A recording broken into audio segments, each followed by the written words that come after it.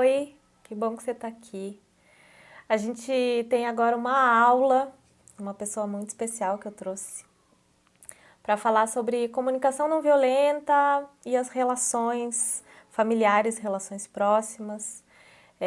Vai ser aqui uma conversa para a gente aprofundar um pouquinho mais nessa temática que a gente já vem falando nos nossos outros encontros, nas nossas outras aulas.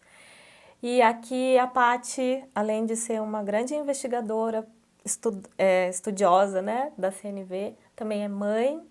A gente se conheceu aí nesse caminho, já um pouquinho antes dela se tornar mãe, ela nem sabia que logo seria mãe, quando eu convidei ela para participar de um projeto para falar sobre CNV com as mães puérperas, que eu já fazia esse trabalho já há muito tempo. E aí convidei a Paty, falei, Paty, vem cá que eu preciso de alguém que me ajude a falar sobre CNV com essas mulheres, mães, com os bebês, e como que a gente não pode falar a ferramenta, esse método, essa visão de mundo, né, que é a comunicação não violenta, pode ajudar a gente nessas nossas relações, nesse momento, nesse recorte da vida, que traz aí muitas novidades, né, internas, sentimentos, necessidades ali, uma nova investigação que o puerpério, a gestação, enfim, essa primeiríssima infância traz pra gente. E aí convidei a Paty, a gente fez um projeto juntas durante algum tempo, que se chamava, ainda chama, né? Ele ainda existe, só não existe, né? A gente ainda está reelaborando, que é o Colo e Empatia, né? Para justamente trazer as mães com os bebês e essa temática da CNV. E hoje eu trouxe a Paty aqui para a gente falar mais sobre isso. Bom, Paty, conta para mim o que é para você a CNV, assim, se você pudesse traduzir, trazer um recortezinho assim, breve. O que é a comunicação não violenta para você? Neste recorte puerpério, gestação, assim, o que é importante a gente saber? Primeiro, é um prazer estar aqui. Obrigada pelo convite. A Isa é aquele tipo de pessoa que ela me convida, eu digo sim e depois pergunto para quê mesmo? Então, eu disse sim e estou muito feliz de estar aqui. Eu acho que você tem muito, muito, muito para compartilhar e acredito que esteja sendo uma jornada bem importante para todo mundo que está assistindo. E agora, sobre a comunicação não violenta, que é um tema que para mim é bem, bem fundamental. Eu acho que foi uma chave que mudou minha maneira de ser no mundo. Então, não consigo ver a comunicação não violenta como uma ferramenta, como uma técnica. Para mim, a comunicação não violenta é um estilo de vida. É uma maneira de a gente estar no mundo. É uma maneira como a gente se relaciona com os outros, com a gente. Então, ela não... Por mais que a gente traga uma teoria, o que muda é como a gente se coloca no mundo, né?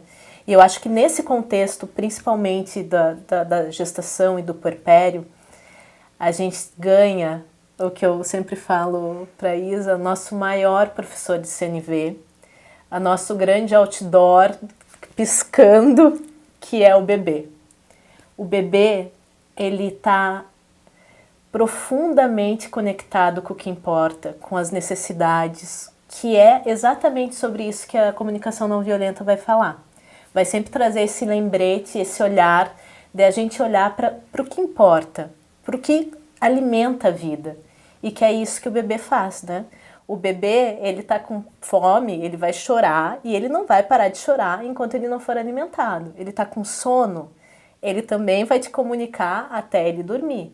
E a gente, ao longo da vida, a nossa educação, o nosso modo de existir, as nossas relações vão nos distanciando, vão criando uma distância entre a nossa necessidade e o nosso sentir.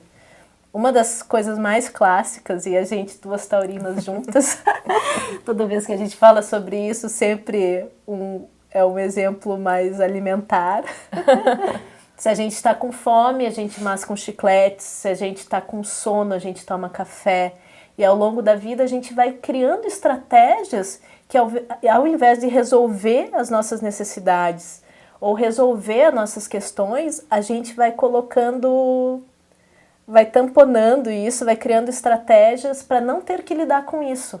Então, tanto que uma das coisas mais comuns quando a gente começa a falar sobre sentimento, necessidade e pedido, é a pessoa, o adulto, né, que está ali na nossa frente dizer, mas eu nem sei o que eu estou sentindo. Eu não sei nomear o que eu estou sentindo. Eu não sei o que eu preciso. Eu acho que nesse lugar entra a tal da violência, né? Que a gente fala, e quando a gente fala de comunicação não violenta, muitas vezes vem a ideia para muitas pessoas, mas eu não sou violento, mas eu não sou violenta. Mas a partir do momento em que você não atende a tua necessidade, fica ali, nem quero olhar para ela, ou assim, tô tão desconectada que, né, eu não sei porque eu tô irritada, mas eu tô com sono. Eu nem sei porque eu tô irritada, mas não tomei um copo d'água o dia inteiro. Então a gente tá tão distante disso que a gente acaba sendo muito, muito violento com a gente mesmo. Então é isso também, né? Quando a gente fala em comunicação não violenta, assim, que a gente só pensa na violência clássica, né? Tipo, no bater, no xingar, no gritar. Mas a gente também, a partir do momento que a gente começa a estudar e entender as nossas pequenas violências e o quanto a gente é violento com a gente mesmo. Eu acho que isso é o mais importante, né? E a partir do momento que a gente se permite ser violento com a gente automaticamente autoriza a violência com o outro, né? Tipo, é o famoso eu apanhei, mas não morri, eu sofri, mas estou aqui hoje. Então a gente cresceu nesse mundo em que a violência contra a criança, que a violência contra as pessoas em geral são naturalizadas. Então, quando a gente começa a estudar, também vira essa chave que a gente passa a não permitir que isso aconteça, nem com a gente, nem com o outro. E o bebê é aquele grande mestre que está ali para nos lembrar desses fundamentos da CNV, né? Que são a relação entre o sentimento e a necessidade, a forma de fazer um pedido, né, que do bebê é muito explícito, né, ele chora e chora até ele conseguir, né? Exatamente. E não adianta, por mais que você embale quando ele está com fome, seja você, a mãe ali, acarinhando, faça isso da forma mais amorosa do mundo, ele não vai parar enquanto ele não ganhar o alimento, né? Sim. Eu gosto muito dessa... A gente tem falado muito sobre isso, sobre essa questão da presença, né? E eu acho que o bebê sempre também é esse chamado, esse convite para a gente voltar para cá. Porque é nesse lugar que a gente vai se conectar com aquilo que a gente está sentindo. Tem estudos que dizem que o nosso pensamento, né, o nosso estado, ele nunca... É muito raro estar na presença. A gente fica ou no passado, não sei quantos por cento lá no passado, não sei quantos por cento no futuro, mas na presença é tipo uns 5%. Então, eu acho que, acima de tudo, esse curso, essas aulas, essas práticas, para mim é isso, assim, eu quero fazer esse convite para a gente aumentar essa porcentagem, porque nesse lugar é que a gente realmente vai estar mais perto de olhar, de conseguir fazer essa escuta, de pensar, puxa, então eu estou sentindo isso. Qual é essa minha investigação para tentar olhar qual que é a necessidade que está ali latente, que está pedindo para ser atendida e eu não quero olhar. E eu acho que a grande dificuldade é que, como a gente não aprendeu, a gente não foi educado a isso e a gente foi se distanciando cada vez mais, quando chega o bebê e ele mostra isso assim, pá, na nossa cara, fica escancarado. Mas como a gente não foi educado para olhar para dentro, para ter esse diálogo corajoso com a gente mesmo, na presença, aqui, agora, a gente fica perdida, assim, como mãe, assim, peraí, mas eu tenho que atender a necessidade do bebê, mas é a minha e eu não sei fazer essa, né, porque de repente eu tenho que olhar para mim. E quando todo mundo fala assim, mas a mãe precisa do autocuidado. Sim. Mas por onde é que começa? E eu gosto muito da CNV nesse sentido, assim, começa buscando recursos que vão te levar para esse lugar. Ai, tá, tô sentindo isso. E legitimar. Eu acho que essa também é outra coisa que para mim virou a chave da CNV. É legitimar o que eu tô sentindo. Eu tenho raiva por essa situação, porque eu não tenho mais aquela liberdade, Então eu tenho essa necessidade de liberdade, de poder escolher para onde que eu vou sem ter que me preocupar com aquilo, né? E aí como a gente não foi ajustando formas de atender diferentes essa necessidade de liberdade, por exemplo, a gente acha que a única era aquelas que a gente tinha, mas agora com o bebê eu tenho que fazer outras. E para isso esse convite da CNV é sempre de voltar para dentro, tá? Então como é que eu vou fazer? E aí a gente vai pro pedido, né? Eu acho que esse é o momento que mais pega, assim, da gente, né? Eu acho que tem a questão do pedido também, que é bem importante, que a gente não foi educado para pedir e nos custa pedir. Primeiro porque a gente acha que quando a gente pede, a gente tem que ser atendido. A gente tem uma certa dificuldade em entender a diferença entre pedido e ordem. Porque geralmente quando a gente faz o pedido é quando a gente já está muito esgotado. A gente lembra do outro quando a gente já não tem mais espaço para o não. Porque daí a gente pede, mas a gente quer que o outro faça. Como assim não vai fazer? Então o pedido muitas vezes não sai como um pedido, ele sai como uma ordem. Uma exigência mesmo. Uma exigência. Então a gente chega também nesse lugar muito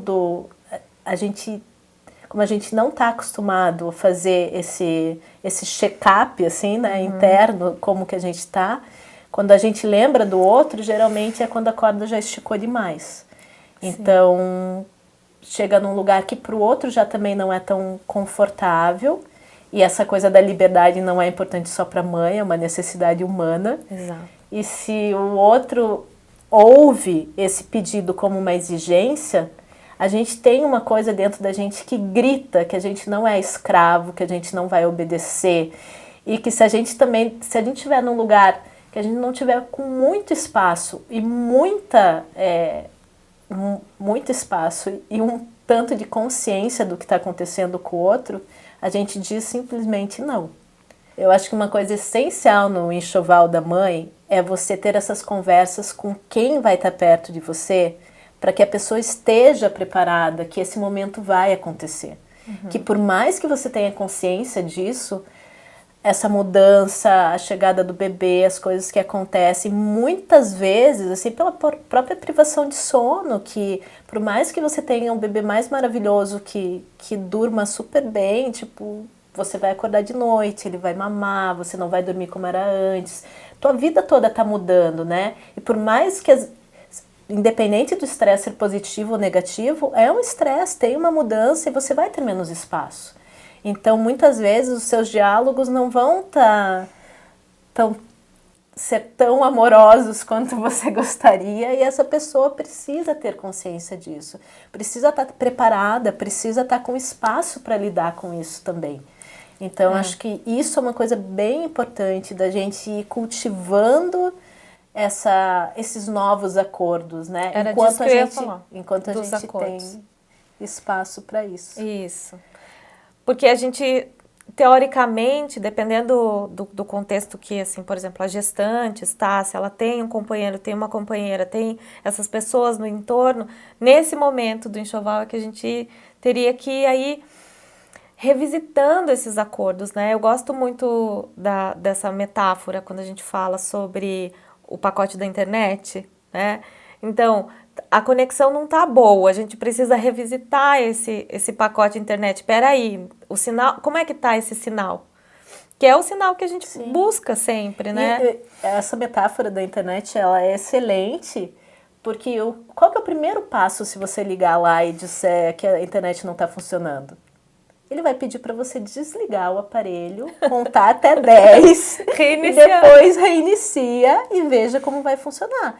E a gente às vezes está lá na briga, a gente quer que funcione na marra. Você está lá querendo grita com a internet para ela voltar a funcionar. Não, gente, às vezes o que você precisa é desse parar, tempo. Né? Respira, volta para cá, né? E esse tempo pode ser 10 segundos, pode ser uma respiração mais profunda, dependendo do tema, da pessoa. Pode ser um dia, pode ser mais dias, né? Então, Agora, com o bebê é que não tem esse tempo, né? Então, como é que você acha, coloca isso na agenda, de você achar esse respiro junto com o seu bebê. Porque muitas vezes o autocuidado, ele vem de encontro com essa ideia de que você precisa se afastar para se cuidar. Pode ser também, mas quais os outros recursos que você tem de voltar para essa conexão com você, na presença e tal, junto com o bebê, porque às vezes realmente não tem tempo sem o bebê. Eu tava pensando, vou falar num exemplo bem prático, assim, né? Quando a minha filha começou a introdução alimentar. Talvez um pouquinho depois, né? Que eu optei pelo BLW, né? Que não sei se vai ter algum momento de falar sobre isso. Que é um método, BLW? É um método de introdução alimentar, de uma forma, acho que contempla a questão participativa também, mas esse espaço da criança experimentar de uma forma muito autônoma, né, os alimentos. Que entende que a introdução é para criar uma memória, um vocabulário da criança com alimento, não necessariamente para alimentar. Então ela pode ficar ali um tempão ali só brincando com a comida, sentindo textura, levando a boca ou não. Então é outra pira. Então no comecinho mesmo não tinha essa preocupação de alimentação, então ela ficava ali e eu ia comendo enquanto ela estava no... Ela ainda estava ali no carro-chefe também da amamentação, né? Mas chega um momento que a amamentação deixa de ser a coisa mais importante e ela realmente precisa se alimentar. E de novo, né, a taurina, que isso era uma preocupação. Será que ela está se alimentando? E como fazer isso sem atravessar, né? Colocar na boca da criança. Sem obrigá-la a comer. E eu comecei a ficar muito nervosa nesse momento e também percebi que, por exemplo, eu tentar comer enquanto ela estava comendo e eu ansiosa para que ela comesse a quantidade que eu achava que ela precisava para estar alimentada. Então, era um lugar que me levava muito estresse. O que nesse momento... Porque vai repetindo, né? 1, 2, 3, alguns dias e você percebe, até que você se dá conta que você está muito estressada, que você começa a evitar esse momento ou começa a ficar nervosa antes de chegar na mesa. Você percebe, gente, não está dando certo, preciso fazer de uma outra forma. Então, para mim, o que foi a minha estratégia?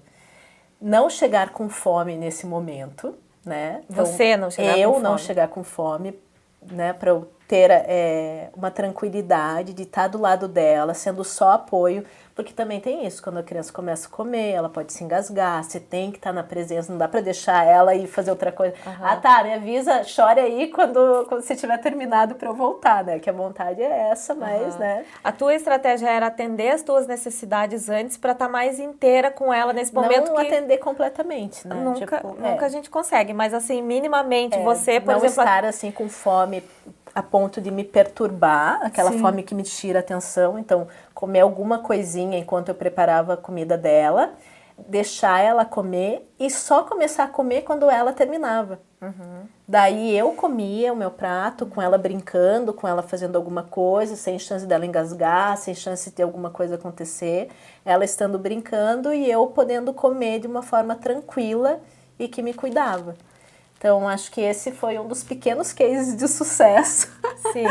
Que eu consegui ter essa sacada de entender o que estava acontecendo, porque tem muitas coisas que vão gerando ansiedade na gente, né? Porque é todo mundo novo, né? Tem um monte de coisa que você não sabe como fazer, que você tem essa preocupação com a criança, fora todos os pitáculos e todo mundo tem uma desgraça para te contar, né?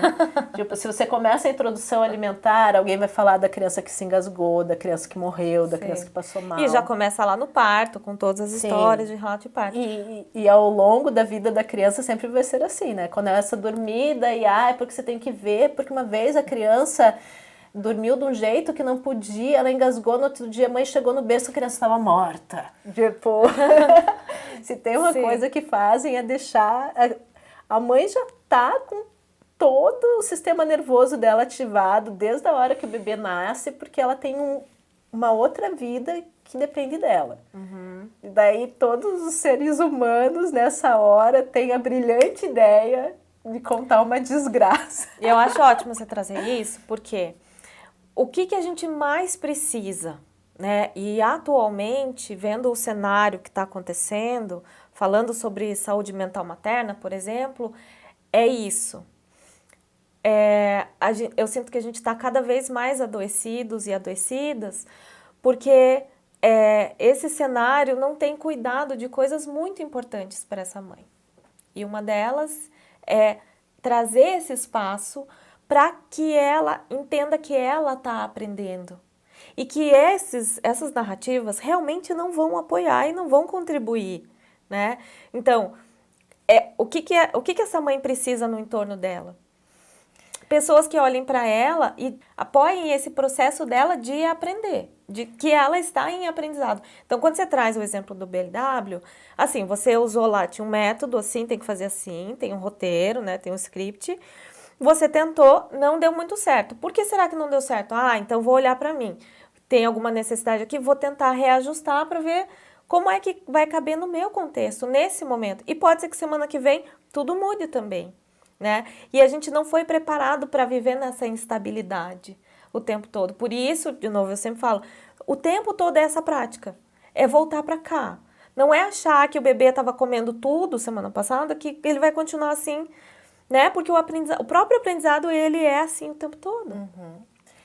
Só falando exatamente dessa coisa das desgraças aí, que eu acho que isso vem muito de encontro da forma como a gente foi educado, né? Que a gente sempre foi educado ou pelo pavor ou pela punição, né?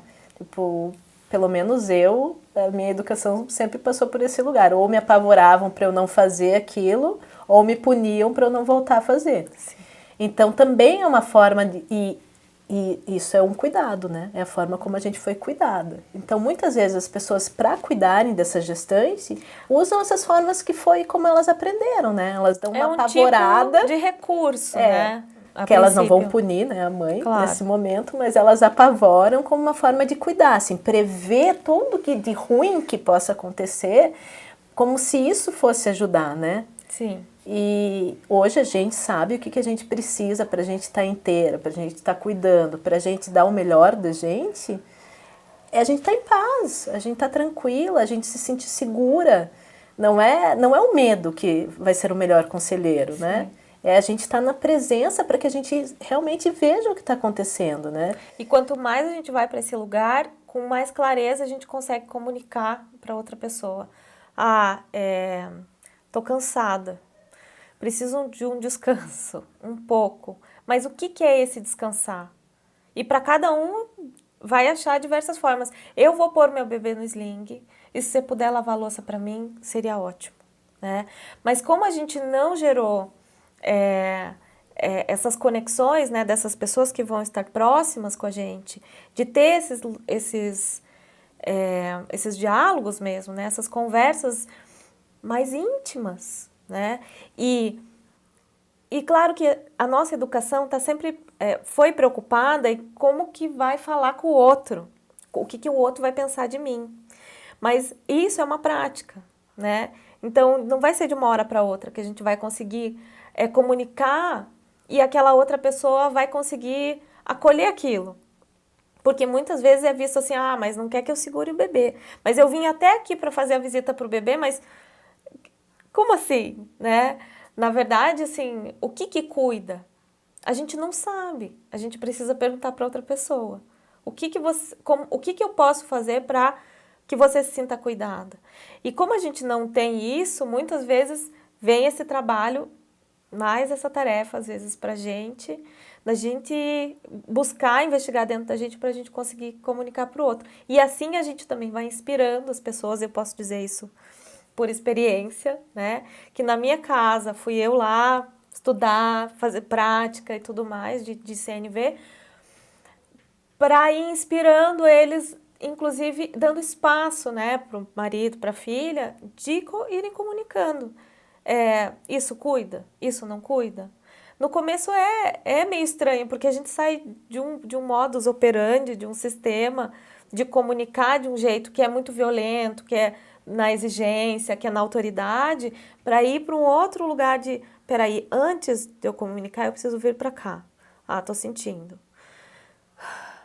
E aí, elaborar, inclusive, esse espaço interno para conseguir fazer essa leitura, né? E Essa também, conversa de quando a gente autoescuta. faz essa mudança, ela não é da noite para o dia, e muitas pessoas param nesse primeiro momento que falam, ai, mas isso não é natural, parece artificial, parece que está falando meio robótica, parece que está diferente.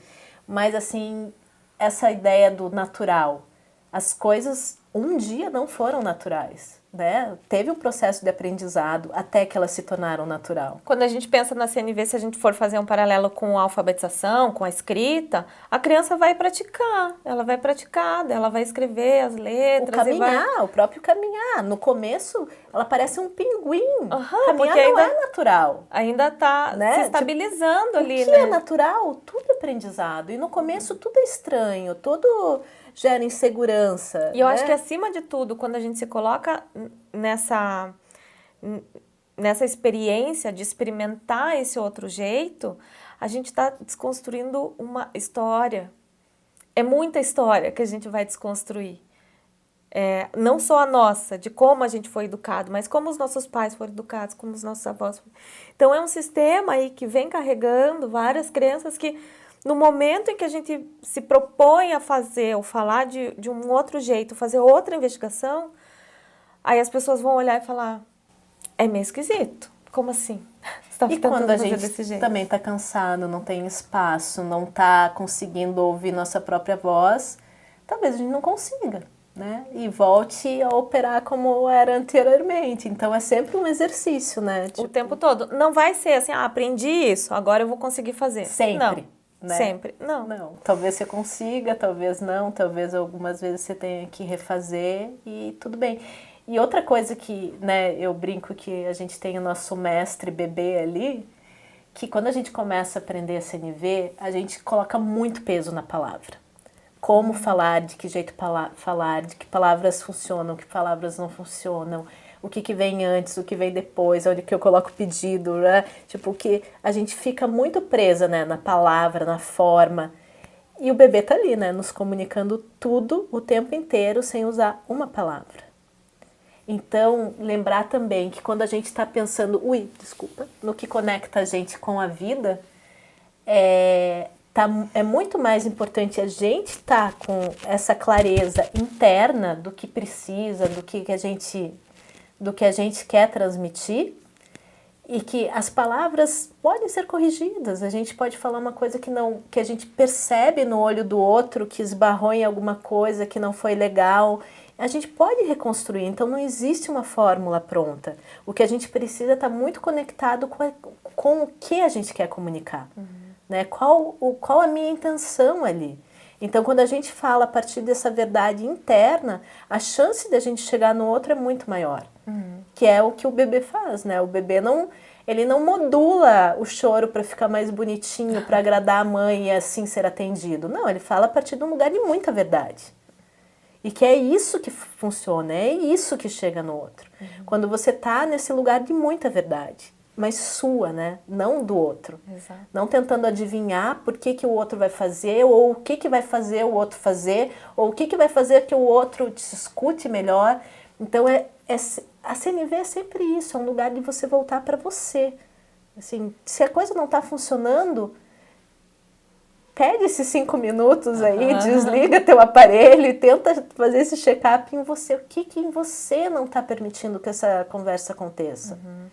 Porque a vida não é linear, a vida com o bebê não é linear, a conversa não é linear, a gente vai e volta, a gente tropeça, a gente erra, a gente conserta.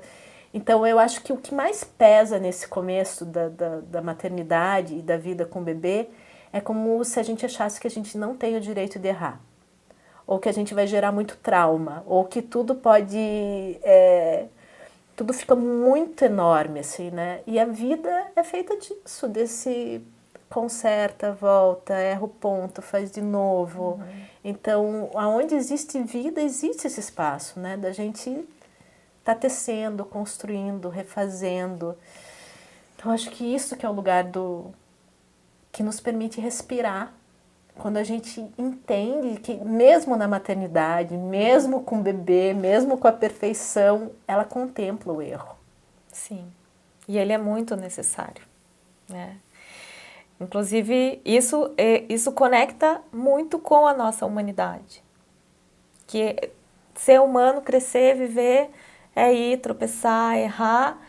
Mas eu acho que eu queria que você falasse aquela frase que você trouxe agora há pouco, antes da gente começar a gravar, que é: se não é divertido... Se não é divertido, não é sustentável. É isso. Que a gente estava conversando aqui, revendo a minha maternidade. E nos primeiros meses, assim, eu acho que eu tinha tanto isso, assim, na cabeça de ser uma mãe perfeita, né? Desse lugar não de querer consertar o bebê, mas o quanto o exemplo é importante, assim, né? Então eu tinha um cuidado com o gesto, que vinha muito das minhas pesquisas com a Waldorf, né? Do gestual, de como a gente pega, da Pickler, do pedir licença antes de pegar no corpo. Eu tinha todo um repertório, assim, que eu de tava... métodos, né? de E métodos, de jeitos de fazer. De estar atenta, para ser, assim, tipo, a melhor mãe que eu podia ser. Só que isso foi me levando num lugar de tanto cuidado com o bebê, mas também alimentado através de um descuido comigo, né? E enquanto eu não percebi que se não fosse divertido, se eu não estivesse olhando para mim enquanto eu estava olhando para aquele bebê, e que talvez esse gesto tinha que ser um gesto de cuidado comigo, não um gesto de cuidado com ele. Então ele tem, lógico que o cuidado é importante, mas ele tem que ser de um transbordar de um cuidado com a gente, de um olhar amoroso com a gente. E o bebê percebe isso. E é isso que traz tranquilidade, né, para o bebê.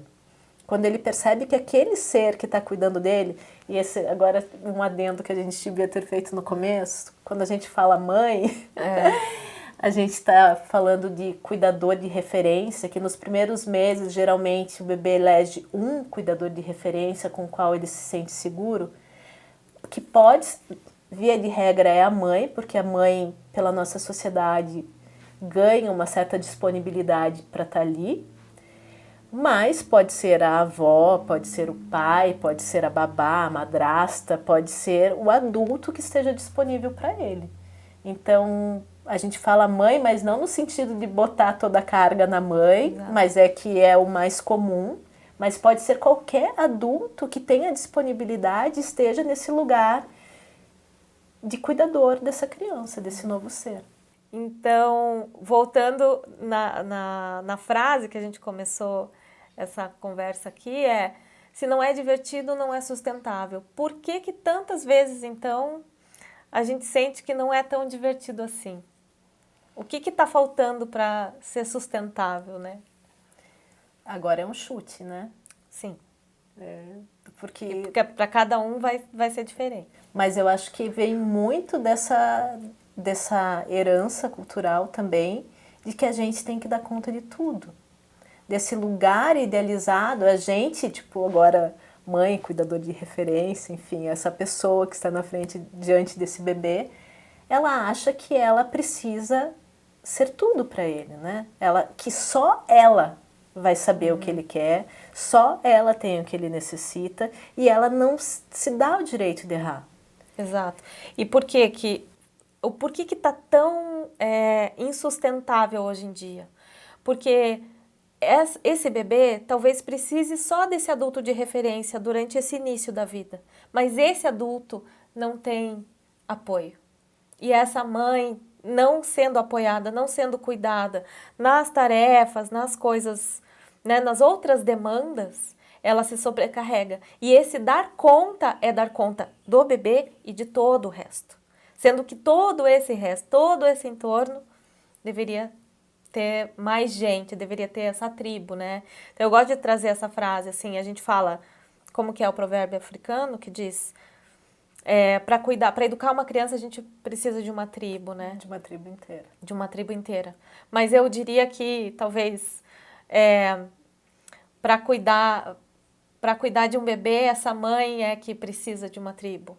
nesse Eu também entorno. acho que, na verdade, é que é muito mais fácil a gente sensibilizar as pessoas a partir de uma demanda do bebê, que todo mundo se prontifica a cuidar do bebê, estar com o bebê, estar Isso. para o bebê, e pouco se fala da mãe, né? Porque a mãe é o ser perfeito, tipo, tem milhões de tirinhas, tem tirinhas do Calvin que eu amo, que fala assim, se você não souber resolver tudo, nem te deixam ser mãe. Exato. E é esse ideal que é muito opressor.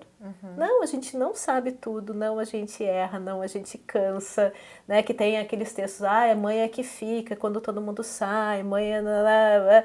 Como se a mãe fosse esse ser, né, que dá conta. Que dá conta sempre de tudo, que sabe, que tá lá para tudo, que não sente raiva, que não fica triste, que não chora, né? E eu acho que justamente o que é dar conta para você? O que você entendeu nesse tempo todo? O que é dar conta na maternidade? O que eu achava que eu tinha, o que eu tinha entendido logo que minha filha nasceu, que era eu ter que fazer tudo por ela, né? Ela estar bem, saudável. Mas o que virou a chave e fez com que eu realmente me divertisse foi entender que o dar conta também passa por mim. É o que eu preciso para eu estar bem. O que está me faltando? O que eu me permito mudar, fazer, não fazer? O que nessa relação me bota também como um ser humano inteiro, não um ser humano ali só a serviço de, porque a gente está a serviço da vida. Sim. Isso também tem um lugar que deixa a gente, que traz sentido pra gente, né? Então essa é a grande armadilha da maternidade, porque também estar a serviço é importante, é uma das necessidades, também nos realiza, mas não pode ser tudo. Exatamente. É muito fácil a gente se realizar na realização do filho. É muito fácil a gente se perder no sorriso do filho, na alegria do filho. Mas a gente, para ser esse ser humano de referência, realmente, a gente tem que estar inteiro. Isso. A gente tem que ter sentido. E esse dar conta, eu acho que para mim, o que ficou pedir ajuda também é dar conta. É dar conta. Mais do que tudo. Eu acho E assim, só fazendo um adendo para quem está assistindo e está assim, super puérpera ali, nos primeiros meses, talvez você ainda não saiba quem você é, essa sua existência não tenha tanto sentido e tá tudo bem. Mas quanto mais a gente vai colocando recursos para entrar em conexão com isso, já é um exercício para você ir caminhando para esse lugar um pouco mais leve, um pouco mais divertido, no erro, no tropeço. Que faz parte. Que faz parte. E entender que esse momento é de travessia, né? É de travessia, exatamente. A gente vai se afogar um pouquinho, mas aonde que a gente tem recurso, né, para estender essa borda, né, para a gente não ficar nesse sufocamento, assim, o que faz a gente respirar, né? E eu acho que cada mãe vai achar encontrar os seus recursos, né? E estando aqui, a comunicação não violenta é talvez um recurso, né? Não diria assim como método, ferramenta, uma coisa fechada. Eu realmente acho que é uma visão de mundo, mas que ela ajuda a gente a se lembrar de que a gente precisa olhar pra gente. Acho que é isso. O que você quer trazer de lembrete especial da CNV? Deixa eu ver o que eu lembrei agora. Que quando fala que a gente está nesse momento de travessia também, que a gente não sabe ainda quem a gente é, as outras pessoas ao nosso redor também não sabem quem se tornou essa nova mãe. Então é muito comum os diálogos serem mais conflituosos, porque as pessoas vão lidar com quem elas conheciam. Elas vão conversar de um lugar também da onde elas já pretendiam saber da mãe, né? Então você também precisa comunicar que tem uma nova pessoa nascendo. Exato. E que talvez você não saiba o que você quer ou a forma que você quer, mas que isso pode, a pessoa que está perto pode te ajudar. E não é te cobrando uma postura, uma forma anterior. E nem você. Eu acho que isso é uma das coisas que mais adoecem a gente. A gente tentar ser quem a gente era antes, assim. Sim. E isso passa pelo corpo, pelo jeito, né? Tentar entrar na calça 38 não é saudável, mas isso é muito óbvio quando a gente pensa no corpo, mas não é só o corpo que mudou. O corpo é o que não dá para esconder, mas a tua cabeça também está diferente, tuas necessidades também estão diferentes, né? A tua libido, então, em relação ao marido... Os hormônios, tá tudo lá. A paciência, a gente fica muito... Porque a gente está conectada com um ser humaninho ali, novo. Então, tem uma urgência de vida, tem outras coisas entraram na pauta. Então, tudo está se reorganizando.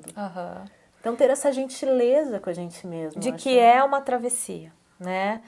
Que não é o final e que nada vai ser assim para sempre e que... passa mesmo. Isso. E que a gente está indo dessa margem, a gente está indo para uma outra que a gente não consegue enxergar, a gente está no meio dessa travessia e a gente, como eu digo sempre dessa imagem, né, vão ter algumas paradas.